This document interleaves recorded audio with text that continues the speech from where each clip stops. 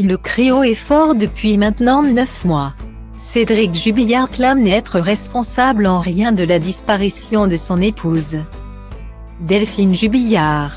Il semble pourtant être l'unique suspect des enquêteurs et a été mis en examen pour meurtre et écroué le 18 juin 2021.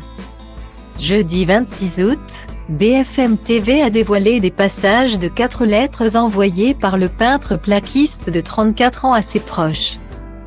Dans ces quelques phrases, l'artisan se dit toujours victime de la procédure. « Je ne comprends pas qu'ils continuent à chercher sur moi.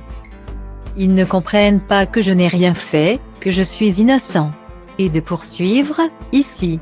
« La vie est compliquée mais je m'accroche. J'ai été placé à l'isolement pour ma protection et au final cette décision me convient. J'ai eu une promenade le matin où j'en profite pour faire des footings et l'après-midi je vais à la salle de musculation. Ça me permet de garder la forme car dans la cellule on ne bouge pas. » Les journalistes de BFM TV précisent qu'il n'est actuellement pas autorisé à recevoir des visites. Il ne peut donc pas compter sur sa nouvelle compagne, Séverine, pour le soutenir dans l'épreuve. Le corps de l'infirmière de 33 ans, qui vivait dans le village de Cagnac-les-Mines, Tarn, avec son mari et leurs 2 enfants, n'a toujours pas été retrouvé. Le couple était en instance de divorce 9 mois après la déclaration de la disparition dans la nuit du 15 au 16 décembre. Par le mari, les enquêteurs privilégient la thèse criminelle.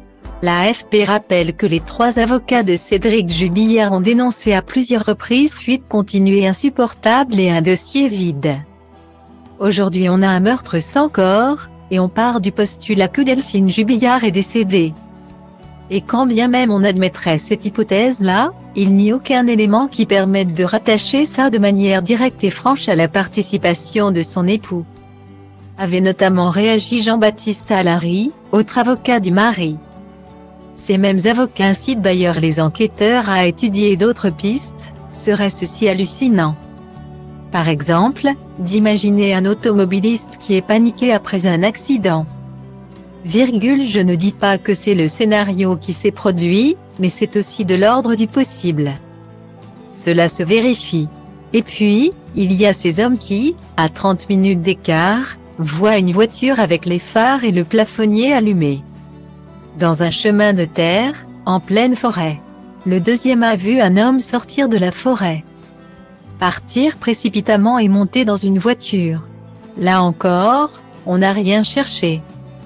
Et ce ne sont pas les seules pistes, expliquait maître Jean-Baptiste Allary à Actu Toulouse, au mois de juillet.